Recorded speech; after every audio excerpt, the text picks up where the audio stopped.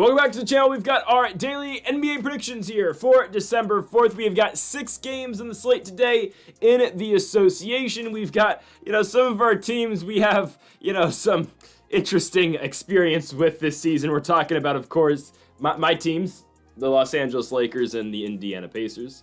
We'll get to those. I have a lot to say. But again, 6 games in the slate today for the NBA. And folks, if you haven't yet, make sure to hit that subscribe button down below for some more daily NBA predictions here on the channel. Earlier today, we posted our college basketball predictions. Some huge games today for college basketball. So our 5 best bets for college basketball were posted earlier today on the channel, as well as our college football predictions for all the conference championship games were posted yesterday. Our NFL predictions will be posted later today. And our UFC 310 Pantoja versus Asakura predictions were posted earlier this week. All right, going on to the first of these 6 games today, we start things off in Boston, Massachusetts at the TD Garden for the Boston Celtics and the Detroit Pistons.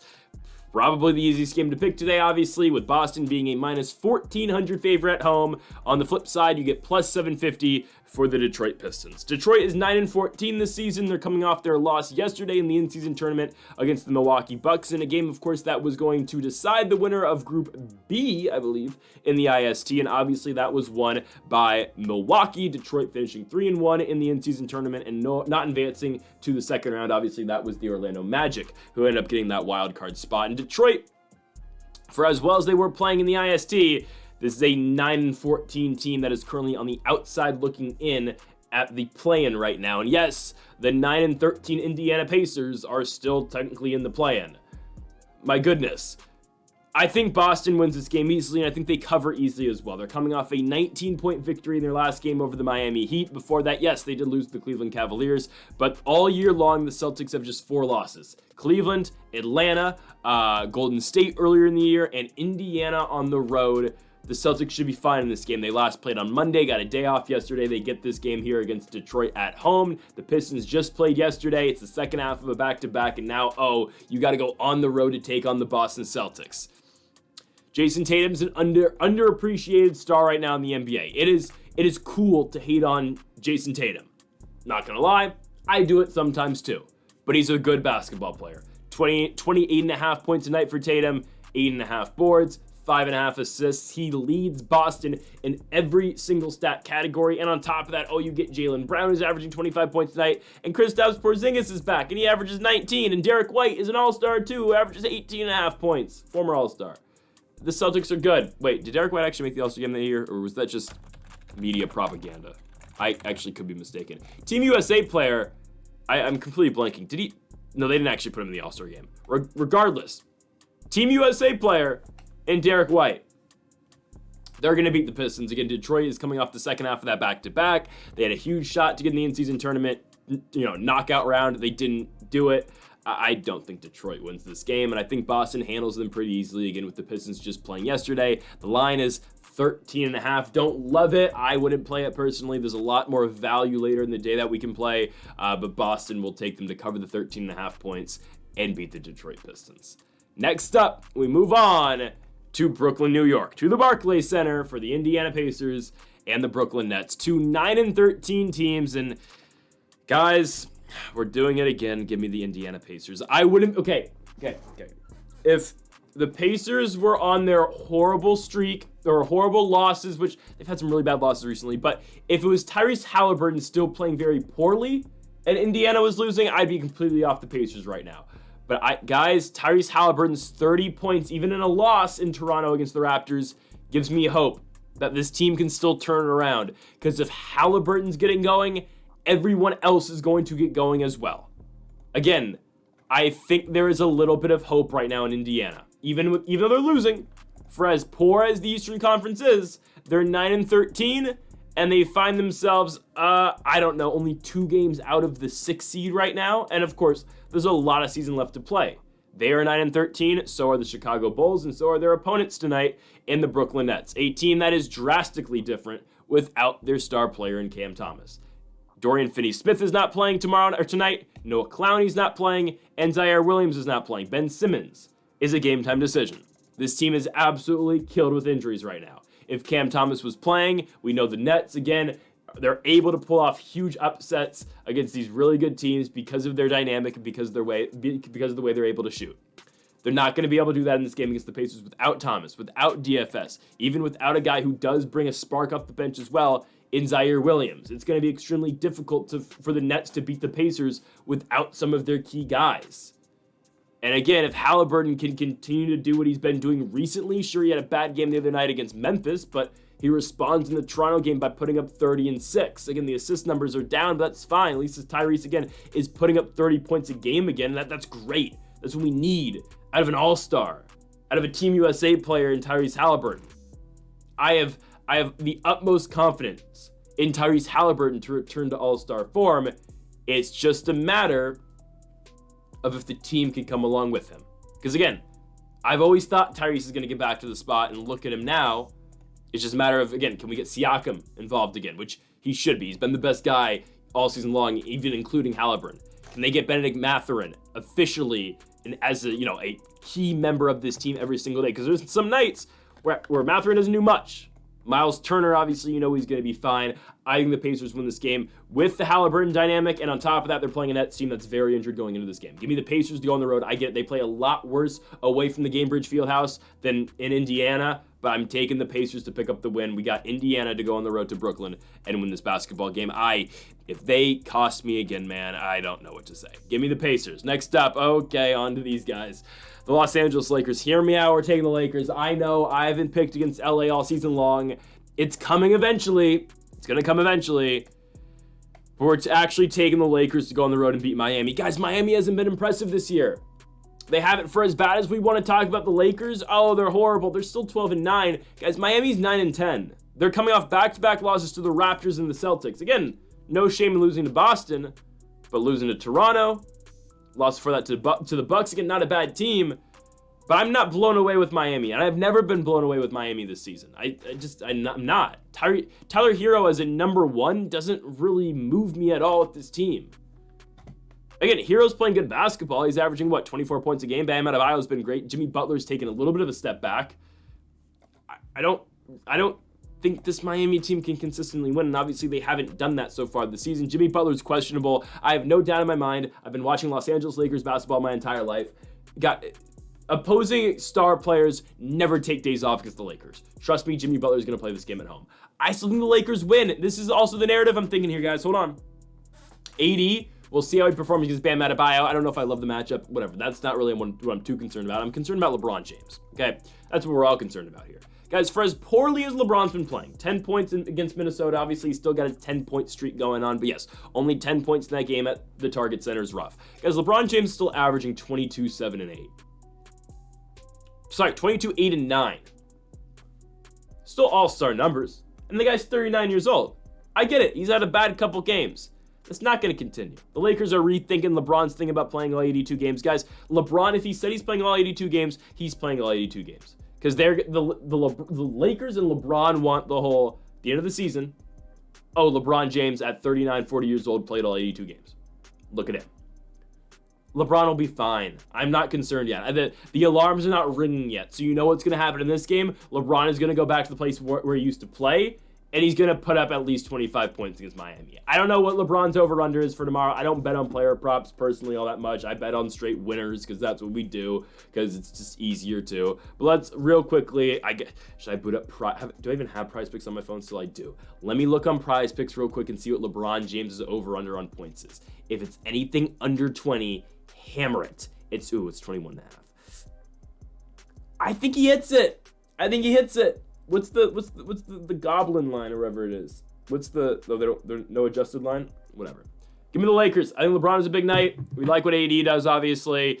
Don't connect AR. There's, the lethal shooters. Yeah, they'll be fine. The Lakers will be fine. They'll beat the Heat. I'm not impressed with Miami. I think AD should be okay in the matchup with Adebayo as well. Give me the Lakers to pick up the win and beat the Miami Heat. Let's go on to our next game here. We go on to the Wells Fargo Arena in Philadelphia, Pennsylvania. You got the Philadelphia 76ers taking on the Orlando Magic. Guys, I love taking the 76ers. I am a huge Jared McCain fan. Unfortunately, here, though, I'm going to have to take Orlando.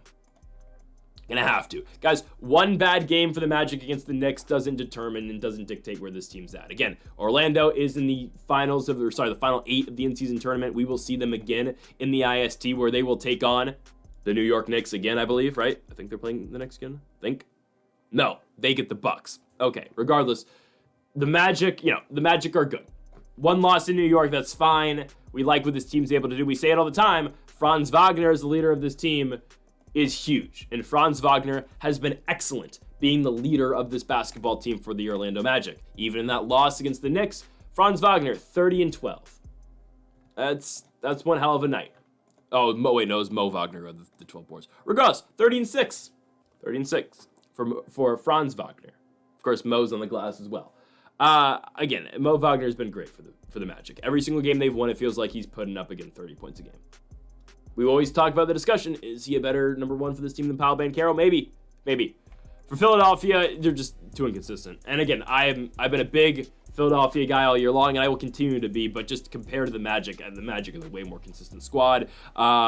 No Joel Embiid again still for this game against Orlando, which means Jared McCain is obviously going to, have to carry the load. I know, again, Paul George had a big game against the Hornets. I know, and Tyrese Maxey, of course, has been picking up the slack for the Sixers as well, and Jared McCain's role, unfortunately, is slowly diminishing. Even though, hell, the guy's getting only 22 minutes a night. He's putting up 17 points, and he goes 7 for 10 from the field and 3 for 4 from 3. Why is Kelly Oubre starting? Why, I don't understand. Just play small. Just play small. Just play small. That's all I ask. They should just play small. They should play small and have Jared McCain play the 2. They'd be so much better. Jared McCain should be getting 25 minutes tonight. He's winning the Rookie of the Year. He's winning the Rookie of the Year regardless. Who else is going to win it? Dalton Connect? I love Dalton Connect, but it's going to be Jared McCain. I think the Sixers down the stretch are going to be fine. This is a team that's going to be in the playoffs. Again, a long season ahead. They'll figure it out. It's just right now, again, they're 5-14. Doesn't look great. And yeah, it's not going to help that they're going to lose to Orlando. We're going to take the Magic in this game as 3.5-point favorites on the road. I think they go into Philadelphia, and I do think they win this basketball game. Next up, we go on to Milwaukee. We've got the Milwaukee Bucks taking on the Atlanta Hawks. Guys, the Hawks don't make sense, so that's why they're winning this basketball game. Hear me out. Milwaukee's second half of a back-to-back played a huge game last night against the Detroit Pistons, a game they absolutely needed to win to move on to the next round of the in-season tournament. Oh, who already clinched their in-season tournament berth? The Atlanta Hawks. The Hawks are 11-11 now. They are currently the sixth seed in the Eastern Conference. They took yesterday off, obviously, played on Monday, beat the absolutely horrible New Orleans Pelicans. Here come the Milwaukee Bucks, who are on a huge win streak. They have won 7 in a row. So you know, again, what makes sense? The Atlanta Hawks will break that. Atlanta beats Cleveland in back-to-back games. They beat Charlotte. They beat New Orleans. Look at them now. They're on a 4-game winning streak. Don't underestimate Trae Young. And I know, again, Trae hasn't been doing everything recently. Trae's, production scoring has been down. But the assist numbers. 16 assists in the first Cavs game. 22 assists in the second Cavs game. Sorry, 16 in the Dallas game, 22 in the first Cavs game, 11 in the second Cavs game, 15 assists in the victory over the Hornets. Sorry, not the Hornets. I was thinking the New Orleans Hornets. The New Orleans Pelicans. They played the Charlotte Hornets before that. Trae Young's one of the best passers in the league. He's one of the best playmakers in the league. And I get it, the Bucks are playing great too. They are really good. But I think, again, when you get this Hawks team rolling into Milwaukee, it just feels like a spot that the Hawks win. I'm serious. And it feels like a decent spot to get plus money, too. Hell, we're getting plus 155 for the Hawks, plus 4.5. I do think they go into Milwaukee and win this game. I think they upset the Bucks. Trae Young, again, has been dishing the ball to everyone. Jalen Johnson, DeAndre Hunter, Dyson Daniels, Richardson, Bogdan Bogdanovic. Everyone touches the rock. And that's because of Trae Young. They played... not great defense, but the Hawks should be able to go out here, I think, and outscore the Bucks. They're going to catch them off guard again after Milwaukee's huge win last night. The Hawks do what the Hawks do, and they find ways to upset good teams. Give me the Hawks to roll into Milwaukee and win the basketball game. As we move on to our final game, the nightcap, we have got the Los Angeles Clippers at home against the Minnesota Timberwolves. So I know I said a couple days ago, oh, I'm done taking the Clippers. I think it was fool's gold. No, actually, it's not. They just have voodoo dark magic. I don't know what's going on here in the Intuit Dome. I don't know what Steve Ballmer's cooking up. No, just the Clippers make every shot. And we did pick them last night. We obviously did. We picked them to beat the Trailblazers and cover because we are one with the dark magic. Maybe it's all the high school jerseys of every single high school in the state of California that the Clippers have put up in their arena. Maybe it's that. I don't know. I don't know what voodoo magic's going on, but something's happening for the Clippers, and these guys refuse to miss jump shots, and they refuse to miss from beyond the arc. Norman Powell is somehow an all-star, I guess, this season. I mean, he does nothing else but shoot and score, but he's averaging 24 points a game. It's weird. James Harden looks like he's kind of back in his prime now, which is odd. I know he's never going to be Rockets James Harden ever again, but still, right? I mean, Harden's been playing great. Zubac is cleaning up on the glass. Is Kawhi Leonard ever going to play basketball ever again? I don't know. But they're going to beat the Timberwolves here. Minnesota's coming off back-to-back victories. Sure, Clippers, first time around in Minnesota, they win the game by 1 point. And then the Lakers in the last game, the Lakers, they just have the nights. They just have nights where they look horrible. The Lakers are one of the teams in basketball that just don't make sense. Anthony Edwards is elite. I'll give you that. Julius Randle's good. Rudy Gobert's a great defensive presence. Naz Reid will give you a spark off the bench. The rest of the team kind of lacks for me. Oh, well, we have Jaden McDaniels here in Minnesota. Yeah, sure. Give me the Clippers. Guys, just trust me here. The Clippers in the Intuit Dome, they start off really rough in their new arena, but all of a sudden, it just, I don't know, maybe there's just magnetic rims. I don't know. It's crazy. The way the Clippers shoot the basketball and shoot it so effectively, they can play second half of back-to-backs, and watch, James Harden will not sub out in the second half too. It's ridiculous. Give me the Clippers to go out here and beat the Minnesota Timberwolves, where the Clippers win this game is with their shooting. Rudy Gobert not even going to get involved in this game because they're going to stand the perimeter and just shoot all day long.